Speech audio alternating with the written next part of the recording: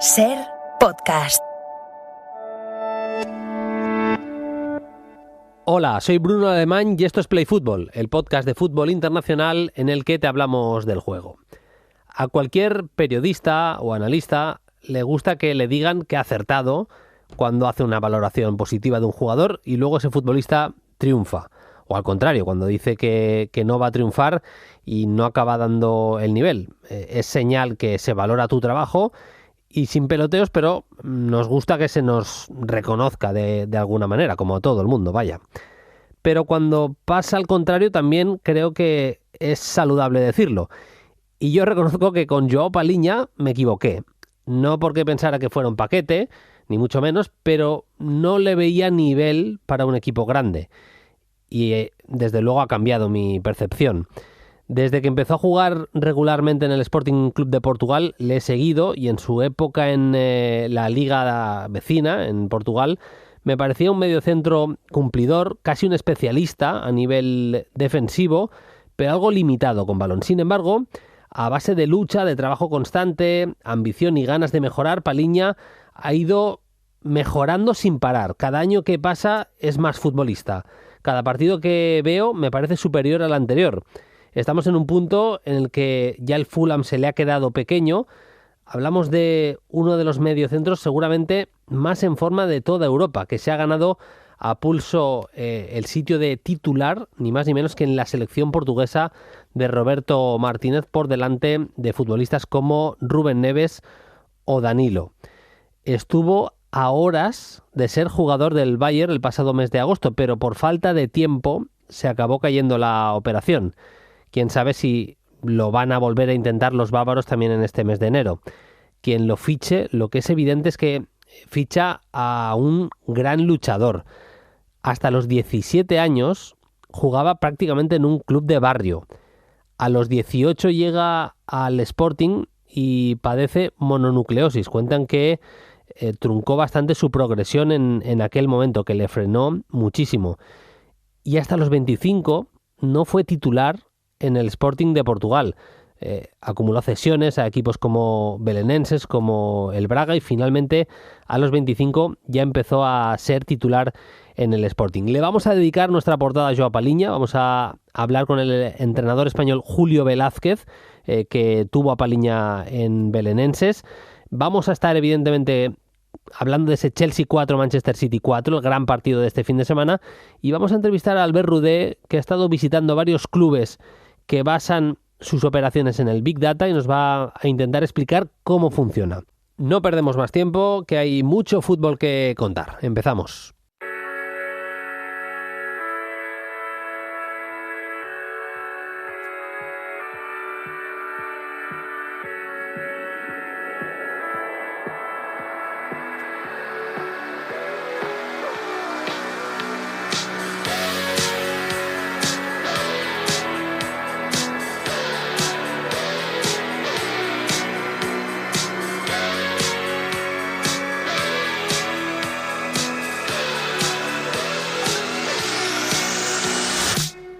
Vamos allá, nuevo episodio de Play Fútbol en el que le dedicamos la portada a Joao Paliña. Como os he dicho, vamos a hablar de Joao Paliña con alguien que le conoce perfectamente. Bueno, y muchos más contenidos. Vamos a entrevistar a dos entrenadores en el programa de hoy. El primero es Julio Velázquez. Si sois futboleros, evidentemente le tenéis que conocer. Además de estar en clubes en el fútbol español, ha estado en el Betis, en el Murcia, Villarreal, Alcorcón, estuvo en el Alavés en su última experiencia aquí en España, pero si os gusta el fútbol de fuera también, porque ha estado en Portugal, estuvo en Udinese entrenando en la Serie A, Fortuna Sittard, el último episodio que ha tenido también fuera de España. Y conoce perfectamente, como digo, a Joao Paliña. Nos está escuchando ya Julio Velázquez. Hola Julio, ¿qué tal? Muy buenas. Hola, ¿qué tal? Encantados de charlar contigo en Play Fútbol. Me decías fuera de micro que esperando, viendo mucho fútbol como siempre, que es nuestra pasión, y viendo a ver oportunidades que puedan seguir, supongo, ¿verdad? Sí, ahora mismo, bueno, pues viajando mucho, intentando ver todo lo que podemos, bien en directo, bien en televisión, Pero bueno, es importante aprovechar este tiempo, ¿no? para dedicarlo también a la familia, pero por supuesto sin olvidarnos del tema profesional, que es nuestra pasión a la enésima potencia. Y bueno, como te digo, pues viajando, viendo fútbol en directo en España, fuera, analizando diferentes contextos, diferentes proyectos. Bueno, tuvimos algunas opciones en verano, ahora que han empezado los campeonatos igual, y ahí estamos. Bueno, pues a ver si prontito sale alguna situación que realmente nos interese para entrar y empezar a trabajar, que es lo que nos gusta. Julio Velázquez es un entrenador jovencísimo, para ser técnico, 42 años, está, empezando. Si fuera solo por edad sería en pañales, pero Julio, es que llevas entrenando más de 20 años, es una cosa tremenda. Lo viste claro que te querías dedicar a esto, ¿verdad? Sí, la verdad que bueno, es algo totalmente vocacional. Llevo entrenando 27 años y en fútbol profesional creo que son los 13, 14 años aproximadamente, así que bueno, pues me considero un auténtico privilegiado, afortunado y bueno, pues disfrutando mucho de esta profesión que es espectacular en todos los sentidos, cuando se gana, cuando se pierde. Es enriquecedor el día a día, al final te toca interactuar con seres humanos y es algo maravilloso. Hay momentos donde las cosas van bien, otros momentos donde van menos bien, pero lo importante es aprovechar, ¿no?, los diferentes contextos para enriquecerte como persona y como profesional. Y como bien decías, bueno, pues aprovechando las diferentes experiencias que vamos teniendo también en el extranjero, que son maravillosas porque conoces otro tipo de culturas, otro tipo de idiomas, y al final, bueno, pues es bagaje, ¿no? Y al final, con 42 años, el haber podido ya estar en España, Portugal, Italia, Holanda, creo que es muy enriquecedor en todos los sentidos. Y bueno, pues ahora a seguir. No sabemos qué nos va a deparar el futuro, esperando, como te decía, un proyecto que nos cuadre, que nos encaje para seguir disfrutando de esta bendita profesión. Una de esas salidas, uno de esos proyectos en los que estuviste fue en los Belenenses, hace ya unos años, y allí precisamente coincidiste con Joao Palhinha. Era futbolista ya propiedad de Sporting de Portugal y lo cedieron allí. Me decías por WhatsApp, cuando estábamos pactando la entrevista, que le tienes un cariño especial a Joao Palhinha, Julio. Sí. Joao es un chico maravilloso, un ser humano excepcional, y lo mismo el resto de la familia, con la que tengo, bueno, pues una relación de aprecio. Aprecio porque, bueno, guardo muy buenos recuerdos de esa etapa en los Belenenses, en la que nos ayudó. Luchamos muchísimo porque fueron una de las incorporaciones. El año anterior había estado cedido también en Moreirense, y bueno, estábamos convencidos de que era el siguiente pasito para que pudiera seguir creciendo, evolucionando en todos los aspectos, aparte que era en Lisboa, cerca de su club de origen, y bueno, después de diferentes conversaciones conseguimos que se uniera a nuestro club, a nuestro proyecto, y la verdad que con él tuvimos una etapa maravillosa.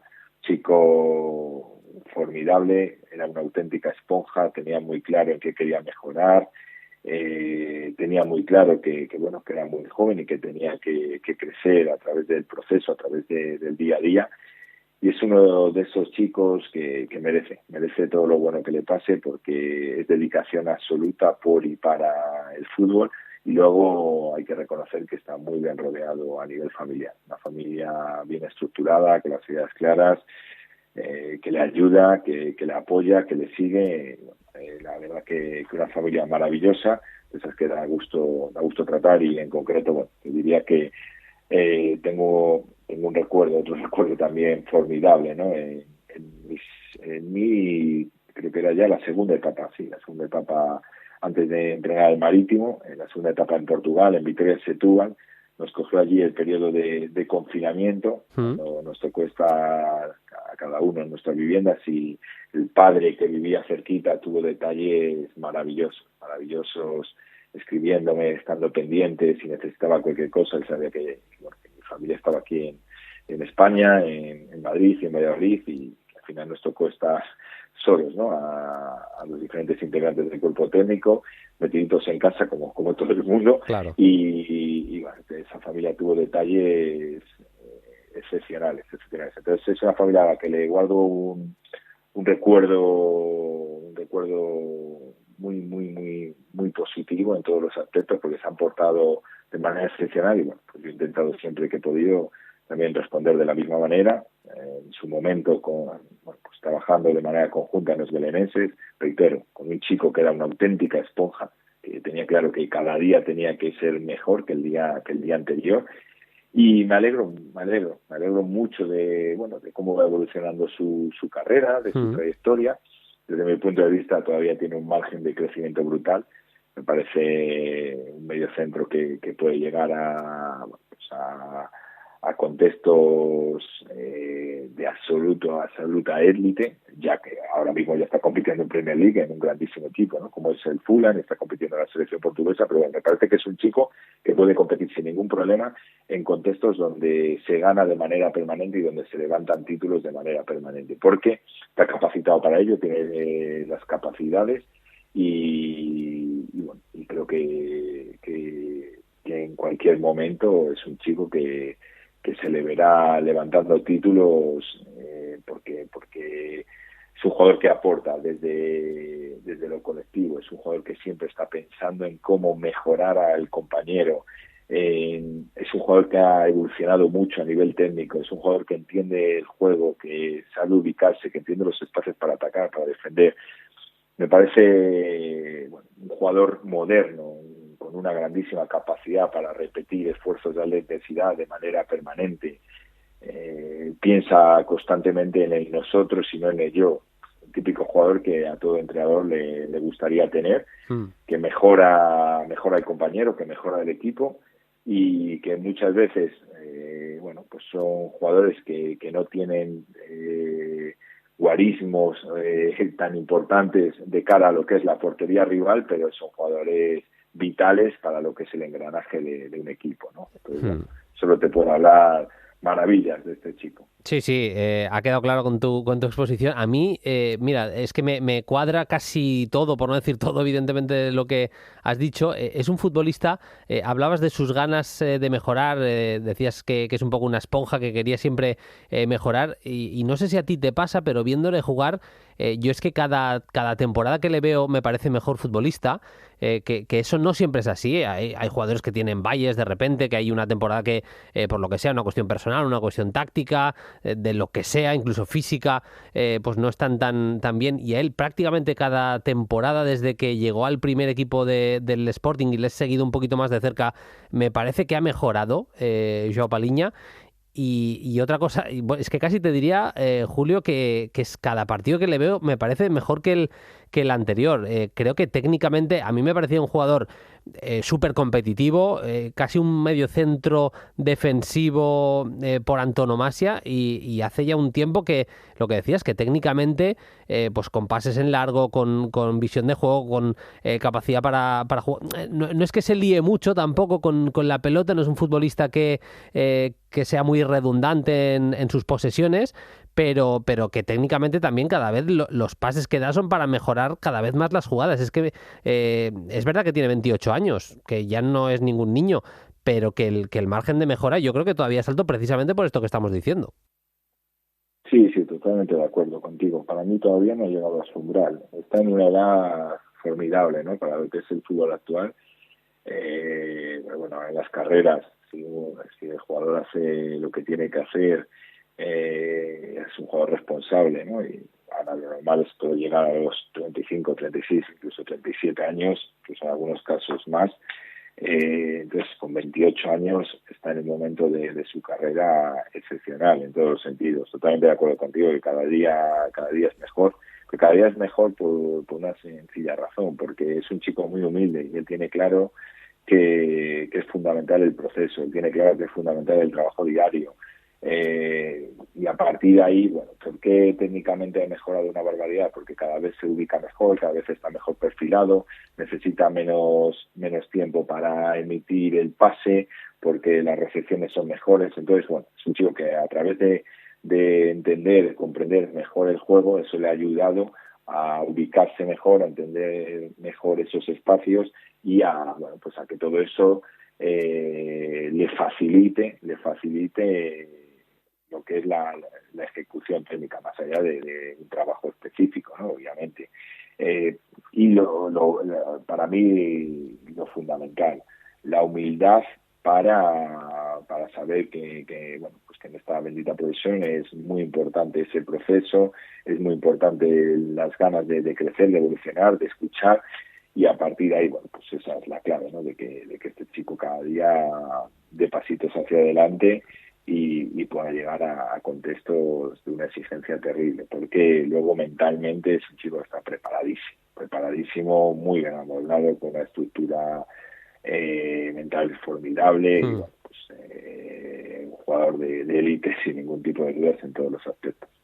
Ya para ir cerrando, Julio, es verdad que su trayectoria, lo decíamos en la introducción, es una trayectoria no demasiado usual para un futbolista de élite. En Portugal hay unas canteras formidables, la de Sporting de Portugal es una de ellas, pero él no firma por el Sporting hasta edad de juvenil. Y por lo que me comentan, donde jugaba antes en el Sacabenense, no deja de ser prácticamente un equipo de barrio, por decirlo de alguna manera. Quiero decir que él estaba jugando, bueno, a buen nivel, evidentemente, pero que es un descubrimiento de Sporting, de un futbolista que hasta ese momento no había llamado la atención. E igualmente en sus primeros años en Sporting juega en el juvenil, está en el Sporting B, pero a partir de ahí ya encadena cesiones, Moreirense, con vosotros en Belenense. Incluso antes de la última etapa en el Sporting de Portugal está en el Braga de Abel Ferreira, del actual entrenador del Palmeiras. Quiero decir que si algo sabe Joao Palhinha es que las cosas cuestan en la vida, porque su trayectoria para llegar a instalarse en el fútbol de élite no ha sido fácil, ni sencilla, ni lineal, vaya. No, totalmente. A ver, en Portugal hay muchísimo talento, en Portugal salen jugadores de manera permanente, porque se trabaja muy bien y bueno, porque es un país futbolero, ¿no? A todos efectos. Pero con Joao está claro que muy bien lo has definido, no ha tenido una trayectoria lineal, ¿no? Ha tenido que picar piedra, ha tenido que pasar por dificultades, ha tenido que conocer lo que es la dificultad. Y bueno, yo creo que le vino muy bien esa salida a Braga, un contexto de mucho nivel, de mucha exigencia, y eso ya le permitió el volver al Sporting con otro estatuto, ¿no?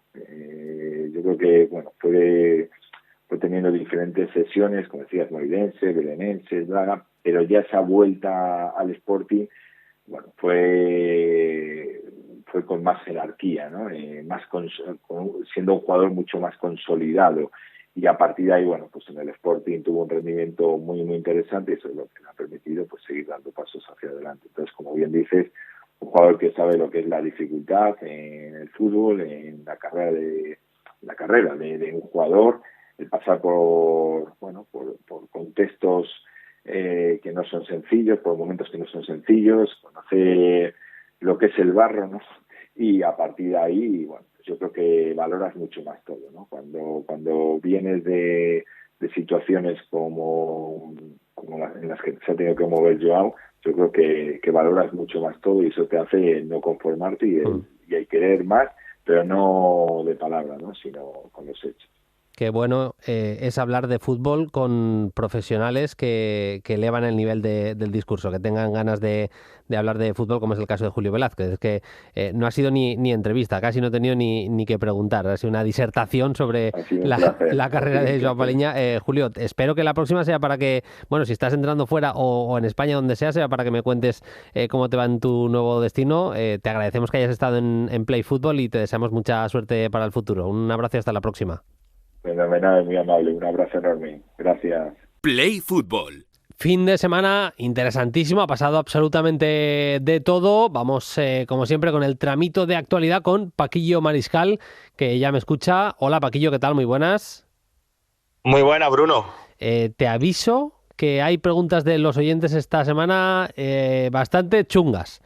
Te las acabo de pasar por WhatsApp, pero hay... Bueno, para empezar, tenemos oyentes de muchísimo nivel y esta semana lo han demostrado absolutamente. Pero bueno, eso será luego, ya sabéis, preguntas las podéis dejar en @playfutbol en Twitter o vía los comentarios de iVoox, os leemos en los comentarios de iVoox, ahí dejáis la pregunta que os dé la gana, como es el caso, hemos recibido bastantes esta semana, pero 3 grandes temas, ya lo sabéis, tratamos siempre con Paquillo Mariscal, hoy hablaremos, no puede ser de otra manera, del Chelsea 4, Manchester City 4, empate con 8 goles en el partido en Stamford Bridge.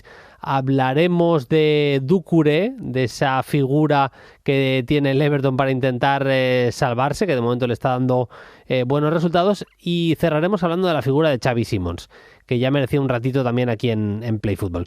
Pero antes que nada vamos con ese empate a 4, Paquillo, entre Chelsea y Manchester City, con alternativas de todo tipo en el marcador. Es verdad que se adelanta, quien lleva, vamos a decir, las riendas del partido en el marcador es el Manchester City, pero también se llega a adelantar en un momento dado el Chelsea, y cuando marca Rodri, que parecía que se llevaba seguro los 3 puntos el Manchester City, pues llega esa jugada del penalti a Broja, que se lo hace Rúben Díaz, y acaba empatando. La ley del ex, Paquillo, goles de Sterling y de Cole Palmer para al menos rescatar un puntito para el Chelsea, que me parece importante, ¿eh?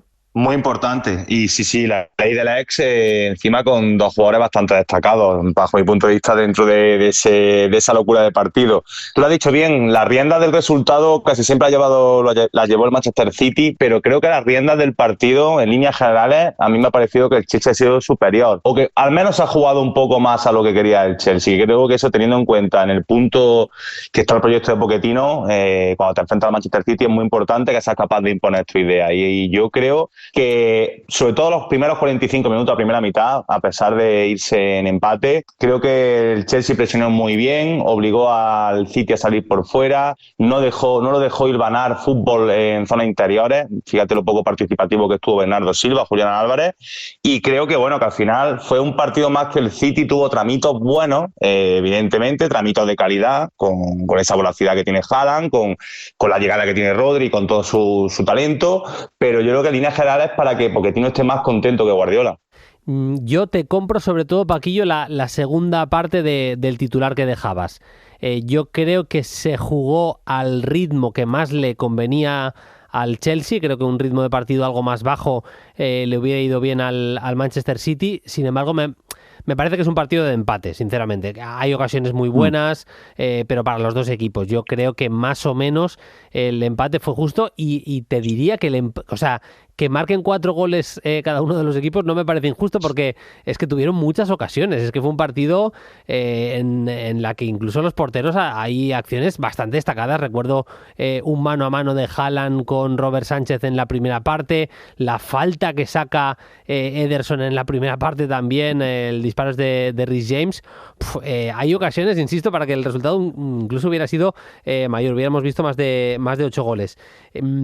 Yo creo que hay una clave en el partido, y es que los dos equipos presionan muy alto, los dos equipos salen muy bien jugando desde atrás, y hay otra clave, que es que los delanteros fijaron muy bien a los defensas. Es decir, la línea de ataque de cada uno de los dos equipos conseguía que la línea defensiva, tanto del City como del Chelsea, estuviera muy atrás, muy cerca de su portero, y que hubiera muchos espacios entre líneas, y de hecho así son muchos de los ataques, se acaban produciendo de esa manera, Paquillo. Sí, especialmente creo que se vio que sufrió, digo especialmente porque no estamos acostumbrados a que esto le ocurra al Manchester City. Es verdad que no solamente Haaland, sino que Nico Jackson también lo hizo muy bien, muy bien, lo que tú comentabas de fijar tanto a Rubén Díaz como a Kanji, pero también pivotó muy bien y movió sobre todo al Luso mucho de zona, que lo aprovechó Gallagher. Pero creo que el que más sufrió en este sentido fue el Manchester City, porque vimos que llegaron tarde a los duelos, tuvo que saltar Rodri muchas veces encima, tanto de Caicedo como de Enzo, o sea, hubo muchas marcas muy libres, y creo que también hay que destacar lo bien que combinó por dentro el Chelsea, que creo que es noticia Liga, porque es verdad que venían hilvanando buenas semanas de buen juego, pero que, insisto, tiene enfrente a todo un Manchester City. Yo creo que la primera mitad es la capacidad de imponerse de Enzo Fernández ante todo un Rodri, por ejemplo, o un Bernardo Silva, que durante muchos tramos el Chelsea le quitó la pelota. Que por eso te decía que creo que debe estar más contento Pochettino, porque creo que se ven brotes verdes, ¿no? Y no con todo mi respeto a un Luton o un equipo menor, sino contra todo un Manchester City. Sí, seguramente podíamos esperar un partido en el que hubiera más dominio del Manchester City, por tanto, eso sí que lo comparto 100%, que las sensaciones para el Chelsea fueran buenas. Voy a terminar precisamente con una cosa que me parece bastante positiva del partido del Chelsea, que son los cambios, el impacto que tuvieron los cambios que hizo Pochettino, Paquillo, pero antes déjame entrar en la figura de Erling Haaland, otra vez, ya no solo por el tema de los goles, sino habíamos visto un inicio de temporada en el que Haaland estaba muy errático, ya no solo en ocasiones falladas, que también, pero especialmente en acciones fuera del área, en acciones en las que tenía que combinar con sus compañeros y demás. Y en este partido le vi saliendo de zona, yendo a desmarques de apoyo, para que la gente nos entienda, bajando, descendiendo metros en el campo para poder combinar con los centrocampistas, y lo hizo, creo, a bastante buen nivel. De hecho, creo que es en la acción del gol que precisamente marca Haaland, que es el tercero del Manchester City. Es una acción en la que él sale de zona. Para que nos hagamos una idea, Paquillo, es Julián, en esa acción, es Julián el que se queda fijando a centrales, fijando línea defensiva del Chelsea para que pueda partirse un poco el bloque del Chelsea, y lo consigue Haaland con un desmarque de apoyo bastante bueno, pero no solo por esa acción, sino porque le veo interpretar mejor cuándo tiene que bajar a recibir, y también un poquito más fino a la hora de combinar con sus compañeros. Sí, al final yo creo, primero, que en un tipo como Erling Haaland, que es tan competitivo, ¿no? Que es un bicho que se compara siempre. Yo creo que en cuanto a profesionalidad y querer mejorar, muy buena comparación con Cristiano Ronaldo.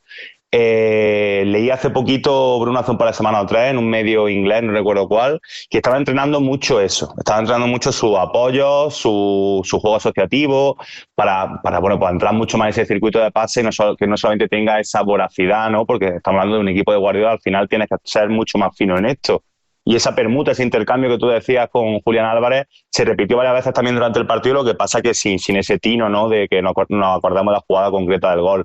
Yo creo que es muy bueno para Haaland también tener ese hambre, ¿no? De querer mejorar, a pesar de sus registros goleadores, no ceñirse a ser un perfil de 9 con unos números brutales, pero con pocos registros, y al final, bueno, si mejora esto, pues estamos hablando de si ya es un bicho de 9,5, pues un jugador ya de 10 total. En el partido se adelanta precisamente el City con gol de penalti de Haaland, se lo hacen a él, es decir, tuvo una importancia en el partido mayúscula. Lo empata de cabeza Thiago Silva en un córner a favor del Chelsea, pone en una jugada de transición Sterling el que era el 2-1, justo antes del descanso lo empata precisamente de cabeza Manuel Akanji, que me parece que corrigiendo hacia atrás estuvo bastante bien. Haaland marca el que era el 2-3, Nico Jackson marca el 3-3, marcaba Rodri en el 86 el 3-4, y lo empata de penalti Cole Palmer. No marcó ninguno de los jugadores que entraron desde el banquillo, y te tengo que decir, Paquillo, que el cambio Doku o Grealish por Doku, entró Grealish, se fue Doku. A pesar de que el belga no había hecho nada súper especial, creo que le vino mal al Manchester City, no fijó igual Grealish a lateral, no estuvo además fino con la pelota. En cambio, el impacto que tuvieron los cambios que hizo Pochettino fue mayúsculo, porque entra Mudryk en la banda izquierda, y en la jugada del 3-3, una jugada en la que Mudryk se pone a conducir, atrae hasta la marca de 3 jugadores del Manchester City, y en ese momento suelta para el centro, viene el disparo de Gallagher, y en el rechace marca Nico Jackson, es decir, clave Mudryk en la acción, y clave Broja, haciendo ya entra Broja por Caicedo, es decir, es un cambio muy ofensivo de Pochettino, mete doble delantero con Broja y con Nico Jackson, y es capaz Broja de provocar ese penalti que acaba transformando Palmer, es decir, vale, tuvo igual un poquito de suerte, si se quiere decir así, en el tramo final, con esas dos acciones. Es un rechace malo de Ederson, es un penalti que podría no haber sido penalti, pero se la busca bien Broja, pero creo que tuvieron impacto en ese arreón final que tuvo el Chelsea. incluso malo gusto. Tuvo una ocasión clarísima pisando área rival, o sea que fíjate, todo lo que tú comentas y sumando al tercer cambio incluso. Y esto es muy bueno con vista a la profundidad de plantilla, a lo que tiene el banquillo Pochettino, porque creo que durante, sobre todo el principio de temporada, ya lo hemos comentado aquí en el programa, Bruno, esa lesión de Nkunku le hizo retocar todo un poco hasta que se asentaron Caicedo y movió algunas piezas. Creo que los tenga así de activados, ya no es el talento que puede tener Mudryk, que lo conocemos, o que Armando Broja te puede generar cosas, ¿no?, dentro de la rival, fíjate el penalti, sino salir del banquillo, creer poquito a poco en que la línea va ascendente del equipo, de que soy partícipe, de que puedo ganarme un puesto, porque tampoco Nico Jackson, estamos hablando de un 9 estelar, ¿no? Me parece también un trabajo psicológico muy importante de Mauricio Pochettino.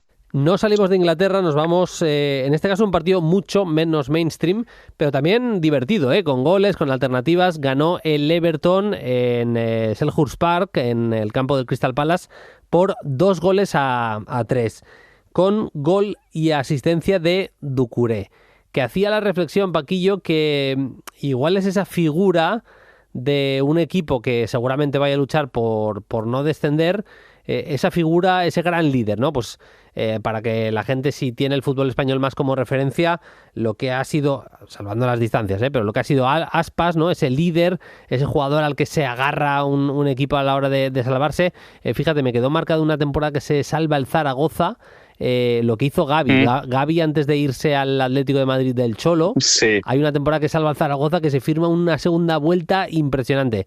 Pues veo a Doucouré un poco en ese plan de líder con el equipo de Sean Dyche y ahora mismo es que le sacan, creo que son 8 puntos y tiene 14 puntos, le saca 8 al Luton, que es el primero que descendería, Paquillo. Sí, además hay que hablar de eso, de descenso, porque creo que la segunda vuelta ya de la temporada pasada, cuando tenía el agua al cuello el Everton, ya emergió esa figura de Doucouré como ese líder silencioso, ¿no? El que nadie le ha puesto la etiqueta, que no lleva el brazalete de capitán, pero que con sus goles y cómo tiraba del carro, ¿no?, y cómo contagiaba al resto de compañeros, creo que ayudó muchísimo. Y este curso que ha dado una vuelta de tuerca, digamos, a Dyche, o sea, todos conocemos a Dyche, 4-4-2 o 4-5-1, líneas muy juntitas, juego directo, pero es verdad que el año pasado se hizo fuerte, ¿no?, con ese Onana, Gueye y Doucouré en el centro del campo, y este año, bueno, con la entrada de Garner y Harrison le ha dado una vertiente un pelín más ofensiva, pero sobre todo, pues la figura de lo que estamos hablando, ese Doucouré que ya no juega como interior o tercer integrante del centro del campo que se desengancha y tiene libertad para llegar, es que directamente está jugando como segundo punta detrás de Calvert-Lewin o Beto en alguna ocasión. Y claro, con esa libertad de un doble pivote más rígido detrás de él, pudiendo pisar las zonas que quiera, también ayuda muchísimo a la base sin balón, evidentemente, pero llegando con esa zancada. Y luego también, fíjate, la jugada del gol de la victoria de Pape Gueye, el pase filtrado que mete de media punta, Caro, ¿no?, que puede engañarnos por su fisonomía, por su cuerpo, su poderío físico, que a lo mejor puede ser un poco más torpe, y todo lo contrario, me parece que en un Everton, Bruno, vacío, ¿no?, de un talento diferencial o esperando, que ha estado mucho tiempo lesionado Calvert-Lewin, que podía ser ese líder, ese crack, a mí me parece sinceramente que Doucouré tiene todos los galones por parte de Sean Dyche. Y hay otra cosa importante, que es que no tiene ningún bicharraco que le vaya a llevar a hacer cifras de salvación, no tiene delanteros de ese tipo, así que necesita gol de otras zonas, que le lleguen goles de otras zonas, y entre la capacidad para llegar, capacidad también para asistir, que le vimos gol y asistencia en ese partido contra el Palace, es un jugador fundamental para que se pueda salvar un Everton que, como decimos, le saca 8 puntos al descenso ahora mismo. Y de un líder vamos a decir a otro, porque Xavi Simons, Paquillo, gol y asistencia en la victoria del Leipzig por 3-1 contra el Friburgo. Xavi Simons, ante la ausencia de Dani Olmo, se está echando al equipo a las espaldas. Sí, la baja en su momento de Nkunku, ¿no? Yo quiero empezar por ahí, Bruno, porque es verdad que falta Dani Olmo, que podemos destacar que creo que Marco Rossi ha sido inteligente con la baja de Dani Olmo. En vez de meter quizá un perfil un poquito más ofensivo, ha apostado por Forsberg, que no es que no lo sea, evidentemente, pero creo que con el sueco dándole quizá un pelín más de pozo con el balón, ¿no?, ayudando más a los pivotes, pues Simon se puede descolgar un poco más de ese falso extremo y dar los números que está dando. Pero yo quería empezar por lo de Nkunku. era muy difícil, muy difícil, y lo hablamos aquí en la guía también de la previa de la Bundesliga, de Tuida en Nkunku, que se iba al Chelsea como estrella, gente joven, un mercado del Leipzig, llegó Penda, que también estaba jugando sensacionalmente bien, y bueno, esa figura que podía jugar de segundo punta, falso extremo, dentro de este 4-2-2-2 de Rose, era Xavi Simons. Muy gran año en el Eredivisie. Vamos a ver qué ocurría. Fíjate, está siendo, sí es verdad que está siendo el crack absoluto, y con un techo y un margen de crecimiento con 20 añitos, Bruno, que no sé dónde está su cuota, pero desde luego se le va a quedar pequeño el Leipzig. Sí. Es que estamos hablando de 4 goles y 7 asistencias en Bundesliga. 4 goles y 7 asistencias cuando no llevamos ni media temporada, y 2 goles y 1 asistencia en Champions. Estamos en números de 6 goles y 8 asistencias. Es verdad que, un equipo en el que está Openda, está Sesko. A mí Poulsen me parece otro tipo de delantero. No le voy a pedir que marque muchos goles a Poulsen, pero bueno, también puede aportar en esa faceta. Pero fíjate los números, las cifras que está empezando a hacer.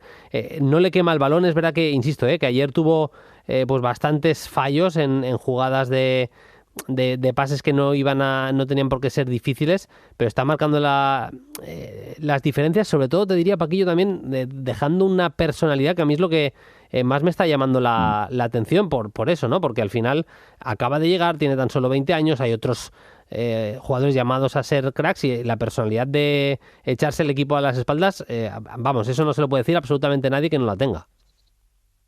No, totalmente. Y es que no se nos puede olvidar que hoy en día es que aparecen figuras como estamos acostumbrados, por ejemplo, este curso, la irrupción de Lamine Yamal, ¿no? Con 16, 17 años, que 20 años sigue siendo un niño. Es que sigue siendo un niño. Creo que hay que recalcar esto mucho, Bruno, porque parece que ya, como ya vamos viendo mucho tiempo, y ese pasito atrás, ¿no? Que dio, que parecía que iba a dar, yéndose desde el PSG al PSV Eindhoven, estaba en una liga como la holandesa. Vamos a ver, hay casos de estos de por medio que son buenísimos, tienen muchísima calidad técnica, apuntan a ser, tienen vitola de crack, pero que se quedan en el camino cuando dan este pasito de irse a Bélgica, de irse a Holanda. Y fíjate, pero claro, el salto, y que no le haya afectado la adaptación, una liga mucho más física como la Bundesliga, un campeonato en el cual es más exigente también, ¿no? El Leipzig al final tiene un objetivo un poquito más alto. En Champions lo mismo, tú lo has dicho, un golazo y exhibición en Belgrado. Por eso te digo que creo que tiene esa personalidad que se tiene o no se tiene, ¿no? Tú puedes tener mucho talento, ¿no? Pero tener los pies en el suelo y saber que sí que eres buenísimo, pero que hay que ir pasito a pasito. Por eso te digo que, aunque se quedasen estas cifras, es verdad que tiene en cada encuentro una capacidad para dármela a mí, que si ocurre algo voy a generar seguro. Líder en asistencias en Bundesliga. Nadie ha dado más asistencias que Xavi Simons, que lleva 7. Es una más que Leroy Sané, que estábamos hablando la semana pasada de los números de Sané. Pues bien, está incluso por encima Xavi Simons, que además está siendo muy importante también en el balón parado. Hay 2 grandes lanzadores. Le ha pasado por delante a Forsberg. En el partido de ayer estaba Forsberg y estaba Xavi Simons, y las faltas o acciones a balón parado para diestro las lanzaba Xavi Simons, y las de zurdo Raum. Es decir que está siendo muy importante también en esa faceta, algo que es fundamental en el Leipzig, como son las acciones a balón parado. Vamos con las preguntas de los oyentes, que insisto que esta semana tienen bastante nivel. Abro aquí ya el documento. Voy a hacer... Mira, la primera es una especie de comentario de Mikel, que me parece, Paquillo, que es bastante duro con Arteta. Dice: se veía venir que perder a Xhaka era un error tremendo. Un tío que lleva 10-12 años en la élite, de los pocos con carácter y dotes de mando en la plantilla, y lo dejas ir en plena madurez con 31 años. Rice era su complemento perfecto, no el sustituto.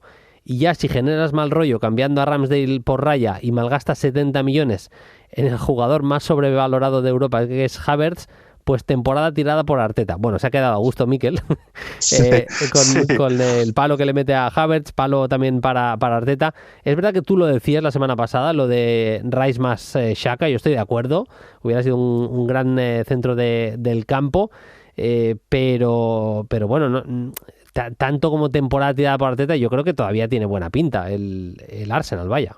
Sí, yo opino igual, hombre, yo no compro tantísima crítica. Yo creo que lo que dije la semana pasada, que sí que es verdad, bueno, que se está echando en falta todo lo que ha aportado a Granit Xhaka, y también en cuanto a liderazgo, no podemos comparar a cómo es, ¿no?, de carácter y personalidad el suizo comparándolo con Kai Havertz, como nuestro oyente. Bueno, sabemos que Kai Havertz es un tipo mucho más frío y mucho más y menos impulsivo en el buen sentido.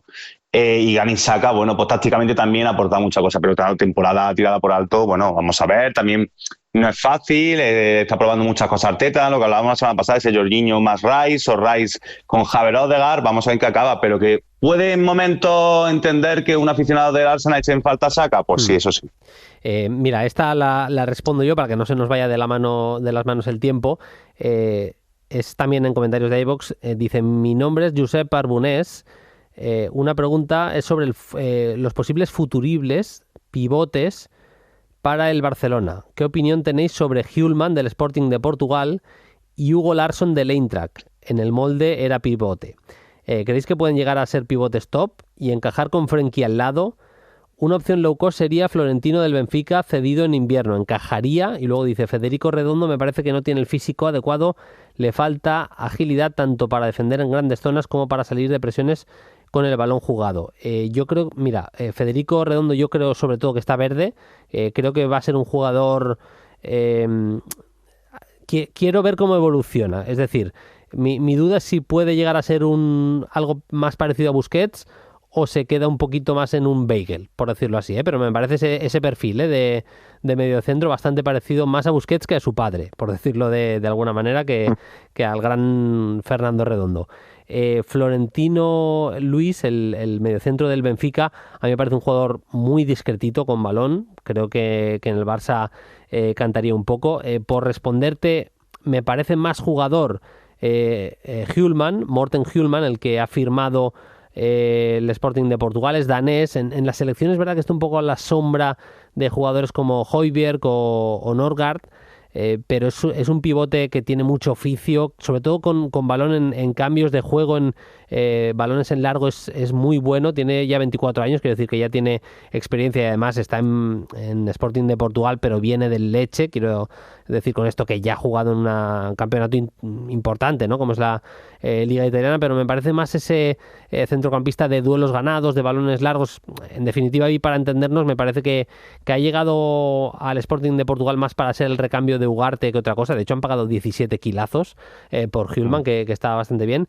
Y de todos los que nos pregunta Josep Arbonés, a mí el que más me gusta es Hugo Larsson. Hugo Larsson era pivote, como muy bien dice él, en el molde. Lo acaba firmando el Eintracht de Frankfurt para hacer pareja con Škiri. Están jugando prácticamente todos los partidos con Škiri.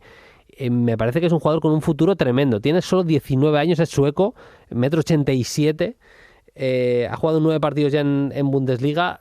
Típico mediocentro que ve rápido el juego, que es fuerte en los duelos, que tiene algún recurso bastante bueno para sacarse de encima la presión del equipo rival, que tampoco se complica mucho.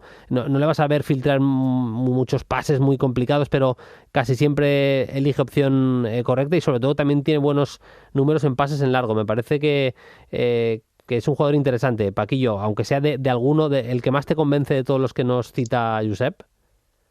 Yo compro dos cosas. Para mí, Florentino Luis me parece un jugador muy, muy, muy discreto también. Me parece un tipo que en el Barça le falta nivel, sinceramente hablando.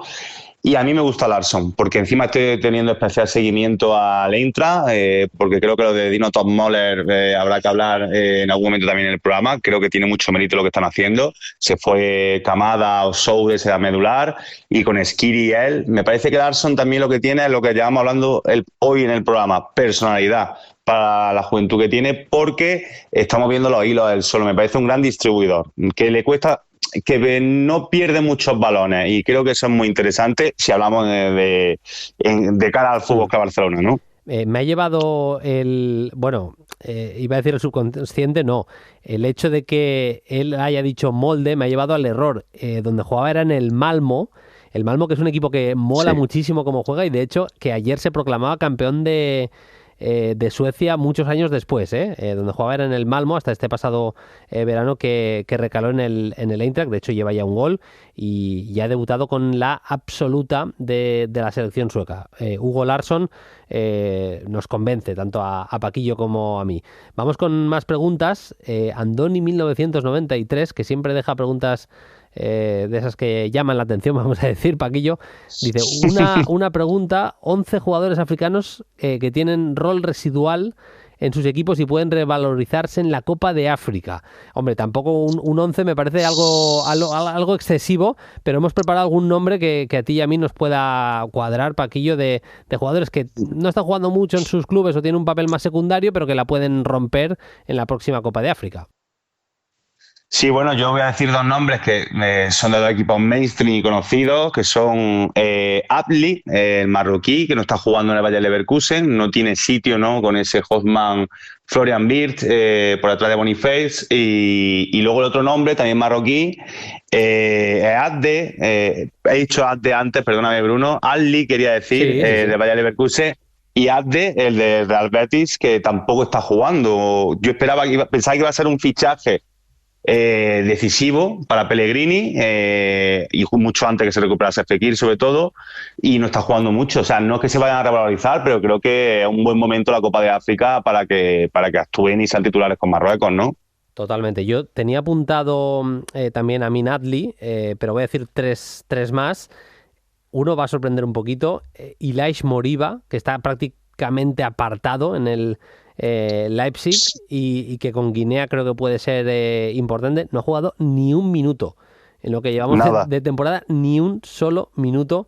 Ilaish Moriba, que ya el año pasado fue bastante flojo con el Valencia, pero creo que en su selección puede ser importante. Tengo apuntado también otro centrocampista, Diadie Samasekou, que no ha acabado de triunfar en los últimos movimientos que ha tenido en Alemania, pero que a pesar de que no está jugando en el Hoffenheim con Mali puede llegar a tener minutos importantes. Y también Sebastián Haller, que este año está jugando mucho menos por la llegada de Füllkrug en el Borussia Dortmund, pues con Costa de Marfil creo que pues eso, que puede ser también importante con la selección de Costa de Marfil en esta Copa de África que se viene para este próximo mes de enero. Y vamos a cerrar con la pregunta de Víctor Sarabia. Dice Paquillo, hola chicos, ya que estamos en temporada de Eurocopa, ¿hay alguna selección que os haya marcado especialmente por algún motivo a lo largo de la historia de esta competición? Dice, yo siempre recordaré, porque me marcó y me convirtió en un friki del fútbol, la Holanda del 88, el gran Rinus Michels, con un equipazo que seguro que recordaréis, un magnífico año para ellos con un PSV también campeón.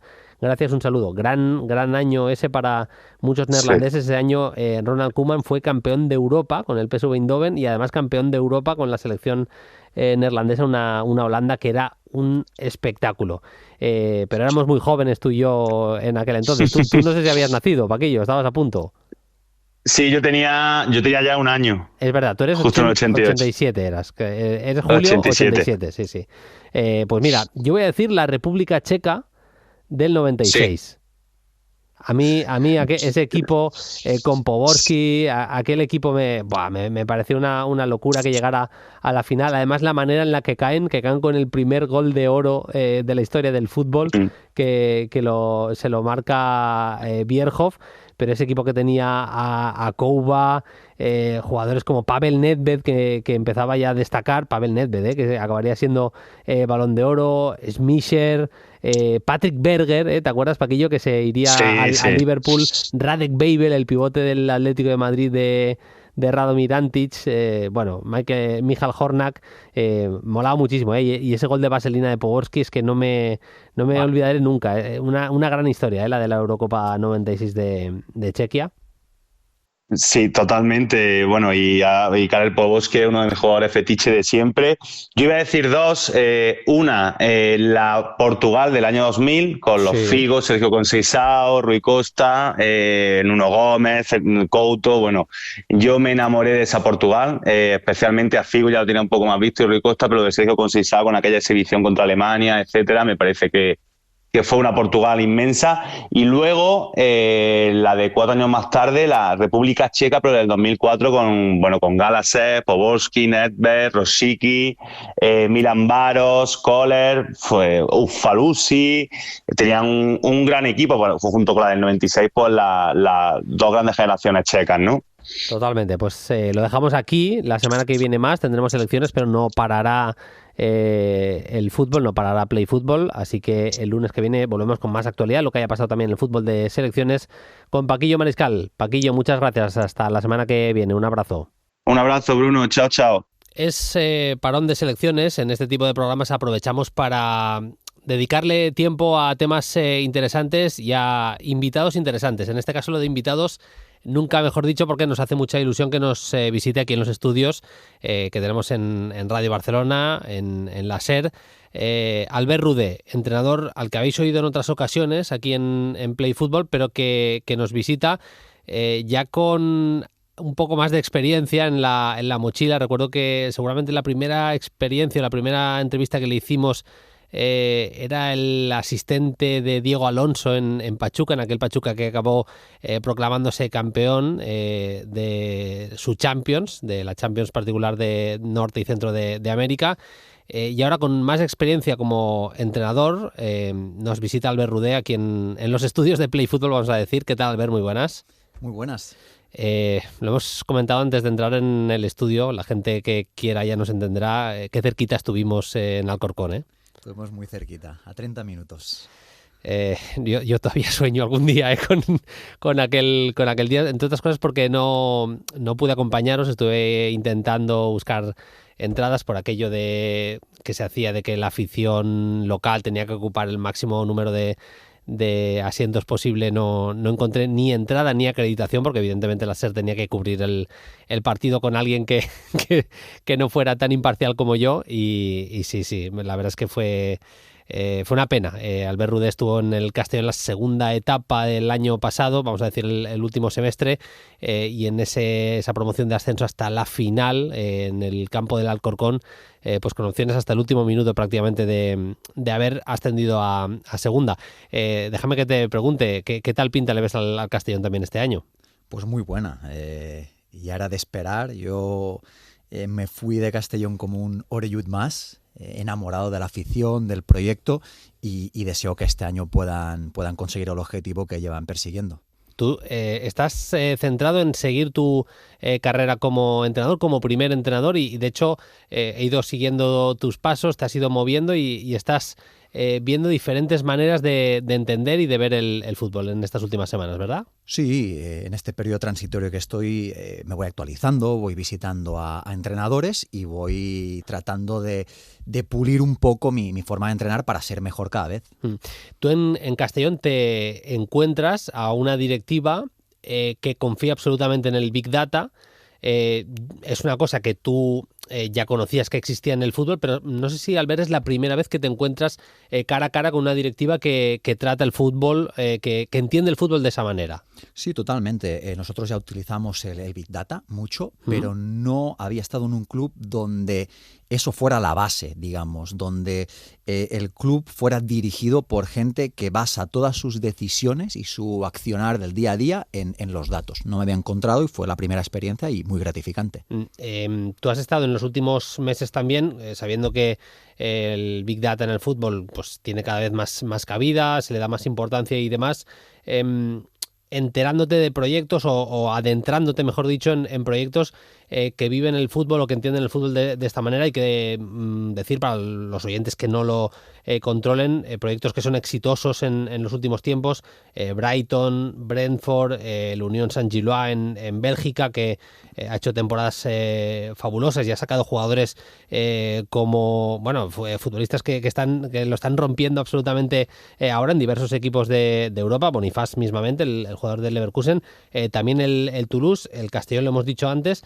Están trabajando de esta manera, Albert, y a muchos de esos equipos les está funcionando el proyecto.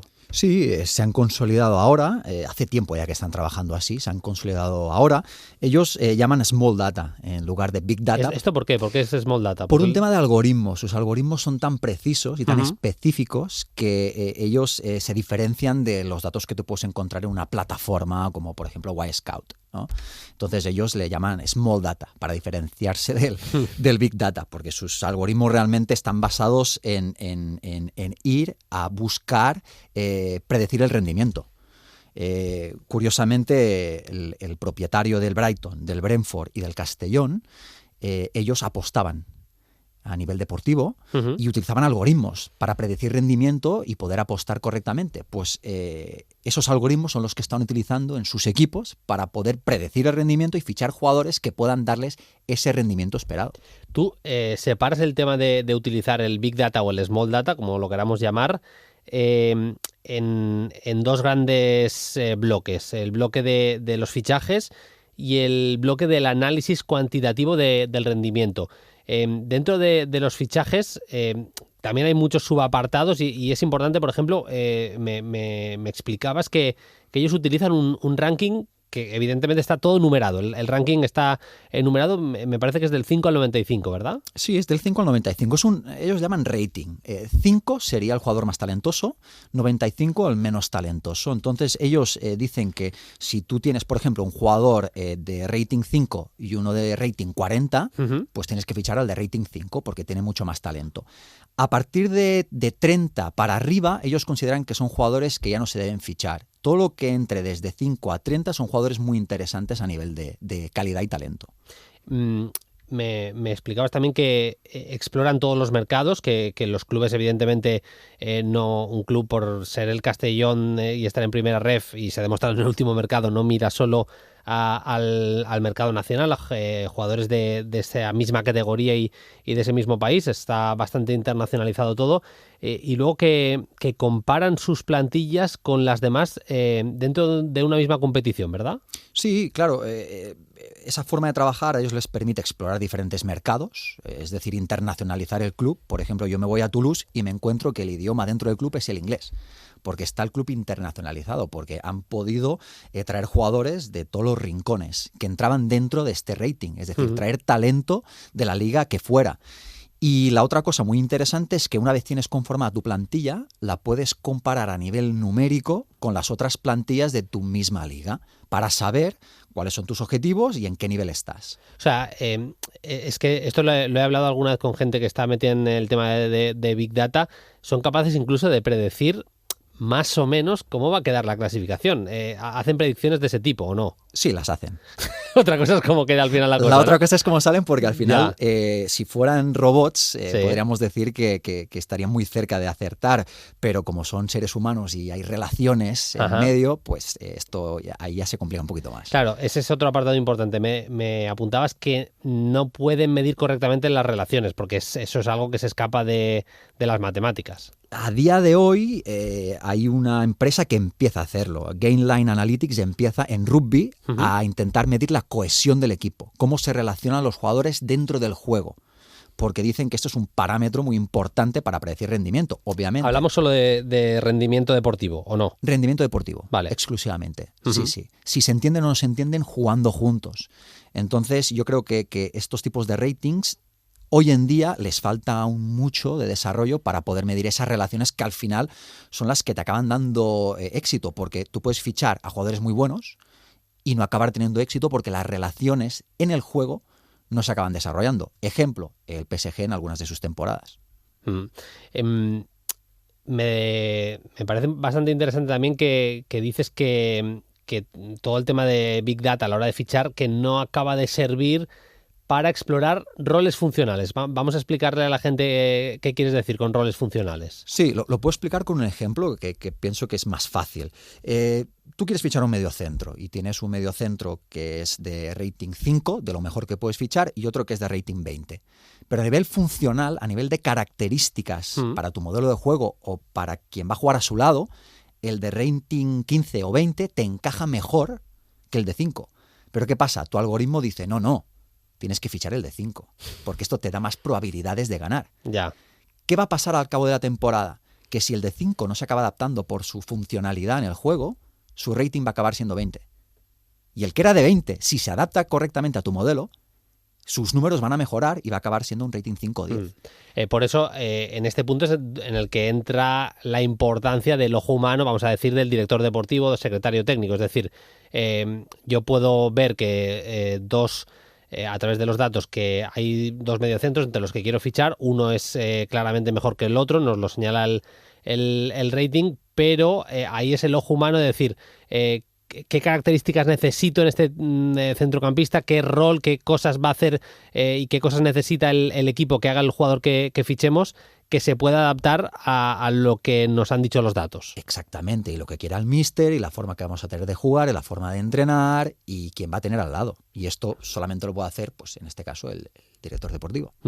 Luego hay un segundo bloque que es análisis cuantitativo del rendimiento. ¿Cómo explicamos lo que es el análisis cuantitativo del rendimiento? Bueno, hasta hace unos años atrás lo que hacíamos nosotros es un análisis cualitativo, es decir, nos mirábamos el partido, hacíamos cortes, utilizando pues la visualización del partido, y a partir de ahí pues intentábamos mejorar a los jugadores con nuestros cortes de vídeo hechos a ojo.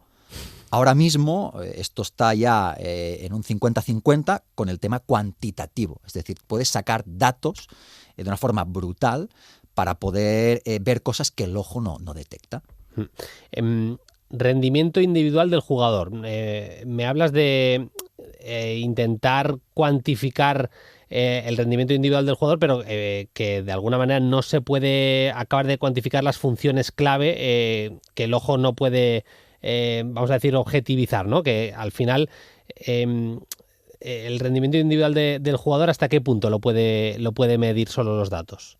Claro, necesitas las dos cosas. Necesitas el ojo que pueda hacer los cortes de vídeo que tú necesitas para ese jugador, para su plan de trabajo, para su desarrollo.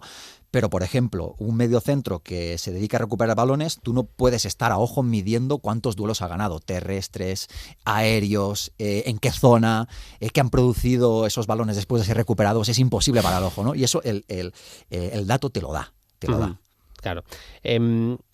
También la importancia del rendimiento colectivo del equipo. Y aquí me pones, por ejemplo, pones la particularidad o el ejemplo del índice de presión tras pérdida. Yo hablaba con Víctor Horta hace unos años, me explicaba cómo utilizaban ellos el Big Data, y ellos decían que trabajaban con el ojo humano, pero que luego a partir de los futbolistas que les habían recomendado, metían aquí los datos. Por ejemplo, para un modelo de juego de Marcelo Bielsa, yo quiero a un interior, nos hemos fijado en todos estos interiores, nos gustan, nos encaja más o menos en el modelo, vamos a elegir. ¿Cómo podemos elegir? Le aplicamos el dato, el algoritmo en este caso, de número de balones robados en campo rival, y el que tiene mayor número de balones robados en campo rival es el que, en este caso, tiene más opciones de fichar. Es una manera, me explicaba él, cómo lo utilizaban ellos. No sé si te refieres a esto con el rendimiento colectivo del equipo. Claro, puedes sacar este tipo de informaciones que te sirven mucho, y esto se puede encontrar en plataformas. Pero el Small Data, a lo que ellos se refieren, es que ellos lo que hacen es crear sus propios indicadores de rendimiento. Y para eso mezclan todo tipo de parámetros, como ese que estábamos hablando, para crear nuevos indicadores. Y esto para mí es brutal. Por ejemplo, yo tengo un indicador de mis equipos que es distancias y otro que es verticalidad. Distancias entre líneas, distancias entre propios jugadores. Distancias de relación entre jugadores y verticalidad, ¿no? Son dos cosas para mí que son muy, muy determinantes en mis equipos. Pero esto yo no lo encuentro en las plataformas. En el Big Data no aparece. Necesito indicadores propios y mezclarlos de una forma inteligente para poder producir unos números que a mí me indiquen si esto está siendo óptimo o no. La verdad es que es un mundo que es... si escucháis la entrevista con detenimiento, es súper interesante y se sacan muchísimas conclusiones e información súper interesante. Rendimiento también en el entrenamiento. Se mide todo, incluso los datos de los jugadores en los entrenamientos, nivel de intensidad, es decir, a través de, no sé si te ha pasado en las visitas que has hecho a determinados equipos, decir, mira, hoy este jugador ha apretado mucho en el entrenamiento y lo ha reventado en el entrenamiento, o este otro que normalmente tiene buenos datos, hoy, o sea, se mide todo también en los entrenamientos hoy en día, ¿o no? Se mide todo y además esto fue en Castellón, que yo no lo había hecho nunca. Y en Castellón también se hace, ¿eh? Bueno, es que en Castellón nos decían, tenemos unas cámaras que permiten grabar los entrenamientos, permiten sacar datos y queremos que de cada entrenamiento se saquen los datos en referencia a lo que habéis entrenado. Por ejemplo, hoy estamos haciendo un entrenamiento donde insistimos mucho en el ataque de pasillo, ese ataque profundo entre los espacios de lateral y central, ¿no? Pues podíamos cuantificar cuántas veces se habían atacado, quién los había atacado, con quién se relacionaba en ese ataque, es decir, quién le pasaba el balón y qué porcentaje de acierto había cuando pasaba uno o pasaba otro y qué producía esto en la finalización, ¿no? Y todo esto le llamamos dashboard y teníamos un dashboard después de cada entrenamiento para saber si estábamos entrenando correctamente lo que buscábamos en los partidos. ¿Y qué mide el rendimiento del entrenador? Esto está muy bien. Esto está muy bien y te lo digo porque soy entrenador y porque me ha gustado mucho este paso adelante que se ha hecho. Antes, ¿qué pasaba? Decían, mira, vamos a medir el rendimiento del entrenador. ¿Cuántos puntos ha hecho? ¿Cuántos puntos por partido saca de media? ¿Cuántos goles ha hecho su equipo y cuántos goles ha encajado? Y la diferencia es pues un parámetro de rendimiento muy importante. Pero ahora, con todos los datos, esto ha dado un giro. Y ahora, muchos directores deportivos lo que miran es el XG, que es cuánto yo he producido como equipo a nivel de gol. Que luego lo marque o no ya es diferente. Pero la producción de gol, ¿no? Y la producción que hace el equipo rival contra mi equipo de gol también. Entonces se mide la diferencia entre estos dos parámetros. Y eso para el entrenador creo yo que es mucho más justo. ¿Por qué? Porque al final el entrenador lo que hace es poner el equipo en una serie de herramientas y disposiciones para que tenga ciertas oportunidades de gol. Luego es el jugador que se encarga de materializarla o no. Para medir el rendimiento del jugador tenemos parámetros, pero para el del entrenador no teníamos hasta ahora. Y ahora ya sí yo creo que los directores deportivos se empiezan a fijar en estos parámetros que pueden dar más valor al trabajo de un entrenador. Uno de los clubes que trabaja con esto también es el Toulouse, que está firmando una temporada formidable, el año pasado campeón en Copa en Francia. ¿Qué te has encontrado viendo entrenamientos? Recordamos equipo entrenado por Carles Martínez Novell, técnico catalán, que estuvo también en categorías inferiores del Barça. ¿Con qué te quedarías de lo que has visto en sus entrenamientos? Porque es un club que está participado por el Milan, es propiedad del Milan, vaya. Sí, estuve ahí una semana y por ejemplo, sale el presidente y dice, bueno, yo le voy a dar el equipo a Carles porque desde que él ha llegado el XG, o sea, el expected goal, ha sido mayor. Y él llegó como segundo entrenador. Sí, exactamente. Y desde que él llegó, el XG del equipo, la probabilidad de gol ha aumentado y el XG en contra se ha disminuido. Entonces, para mí esto es un parámetro brutal del trabajo del entrenador. Esto antes no pasaba, ahora ya empieza a pasar. Y esto es bueno para los entrenadores jóvenes como nosotros para tener ciertas oportunidades como esta, que al final Carles el otro día lo veía jugando en Anfield contra Liverpool. La ilusión que me hizo verlo allí es increíble. Sí, sí. Claro, les fue como les fue porque el Liverpool es lo que es también. Claro. Liverpool es un pedazo de equipo, pero sí, evidentemente que entrenadores que se lo han currado y que se han ganado su oportunidad se la merecen también. Me llama también la atención. Yo había hablado mucho contigo, creo que habíamos hablado mucho y habíamos conectado hablando de fútbol y le dabas importancia al Big Data, pero no sé si tanta como ahora. Quiero decir, ¿hasta qué punto te ha cambiado, no voy a decir la carrera, pero la visión como entrenador, el encontrarte en Castellón con lo que te encontraste, Albert? Bueno, me ha dado muchas más herramientas. Me ha dado muchas más herramientas, me ha hecho crecer. Y me ha hecho pues entender una parte de este negocio que yo pues la verdad no la tenía controlada o tan controlada. Y al final yo era un entrenador totalmente cuantitativo, analítico a partir de la visualización del ojo, ¿no? Yo siempre decía, lo que el ojo puede ver, déjate de datos. Y ahora digo, espera, que hay cosas que mi ojo no está preparado y que el dato puede ser muy relevante si lo utilizas correctamente. Y sobre todo para fichar también. Al final, si tú puedes acceder a unos jugadores que tienen un talento y pueden encajar en lo que tú necesitas, pienso que estás más cerca de ganar. Y eso, pues, para un entrenador creo que es muy interesante. El Big Data está cada vez más metido en el mundo del fútbol. No sé si proyectas, por lo que estás viendo, que muchos más clubes van a meterse, porque evidentemente has estado muy en contacto con clubes que le dan muchísima importancia al Big Data, pero también has visto entrenar últimamente a otros que no lo tienen tan interiorizado. No sé si percibes también en ese otro tipo de clubes la necesidad de empezar a incorporar ese tipo de circunstancias, de meter más Big Data dentro del club, para decirlo claramente. Yo creo que sí. A ver, hay clubes que el mismo propietario tiene esa forma de organizar el día a día, y son clubes muy particulares, pero yo creo que en todos los demás habrá una persona especializada en poder tratar este tipo de datos para ayudar a los fichajes o para ayudar a cuantificar el rendimiento. Al final son parámetros que te permiten tomar decisiones mejor. ¿Dónde te ves en un espacio corto de tiempo? No me digas el club, pero ¿qué te apetece hacer? Entrenar, vaya, ¿no? Sí, me apetece entrenar. He estado parado unos meses que me han permitido ver otros entrenadores, otros proyectos, reflexionar mucho, y esto está muy bien, porque cuando estás trabajando no tienes ese tiempo también para dedicar a la familia y demás. Pero ya me empieza a subir un poco por las paredes.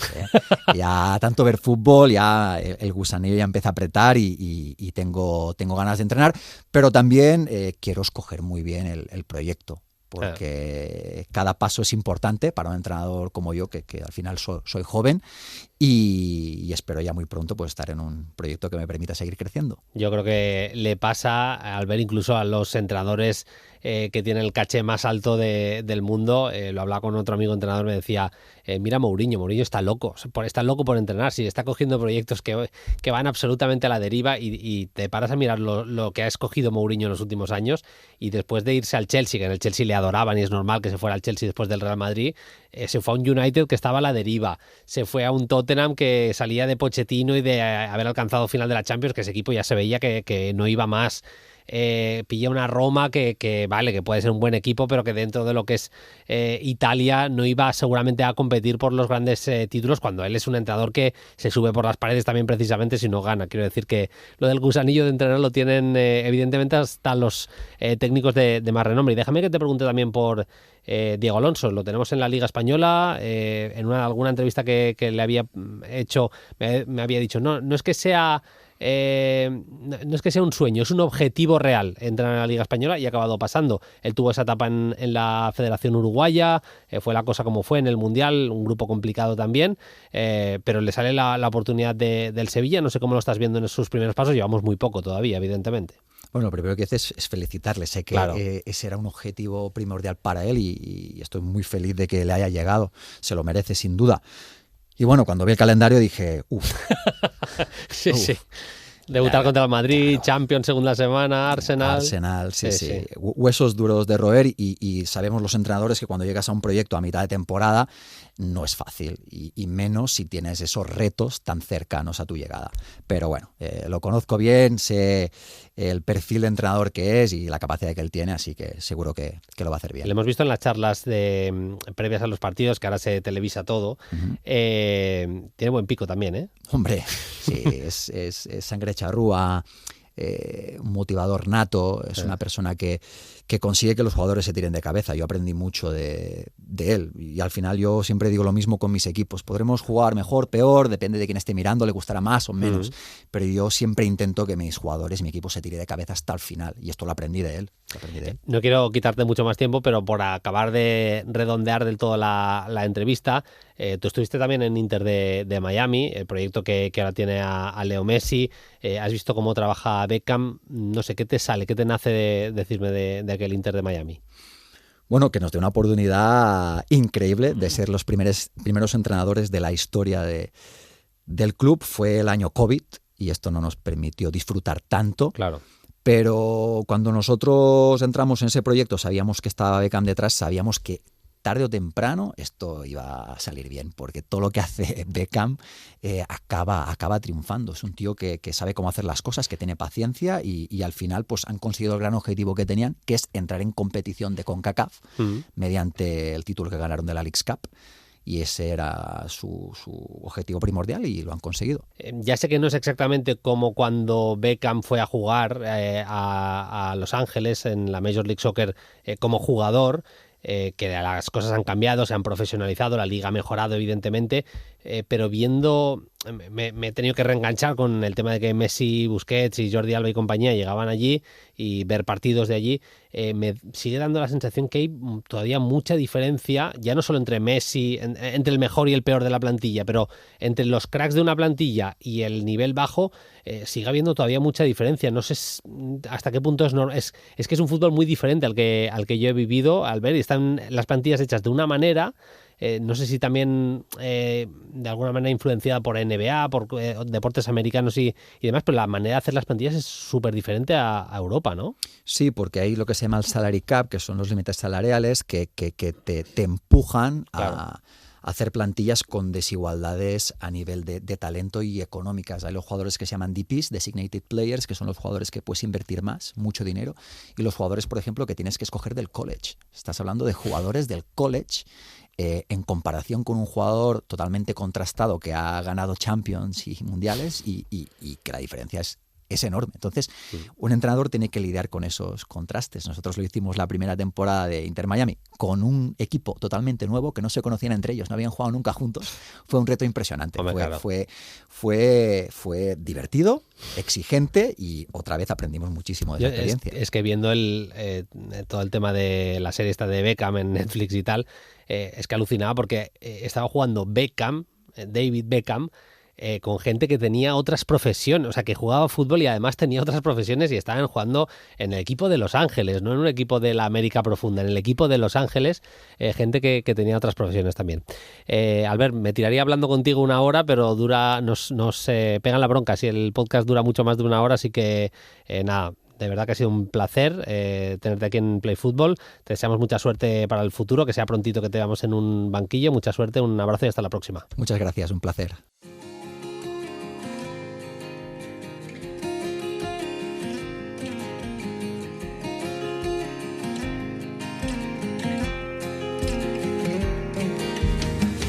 Nosotros nos vamos, os recordamos antes de cerrar con el programa que tenemos líder de la Premier al Manchester City, líder de la Serie A al Inter de Milán después de su victoria de ayer.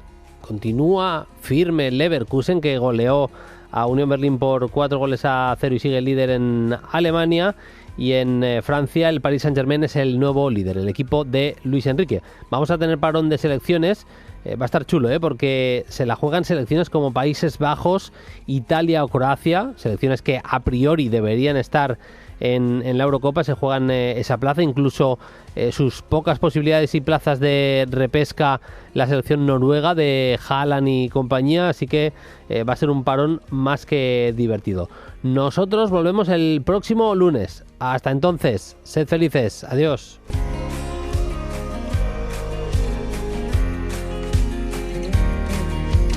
Suscríbete a Play Fútbol. Todos los episodios y contenidos adicionales en la app de Cadena Ser y en nuestros canales de Apple Podcast, Spotify, iVoox, Google Podcast y YouTube. Disponible los lunes a las 10 de la mañana. Cadena Ser. La radio.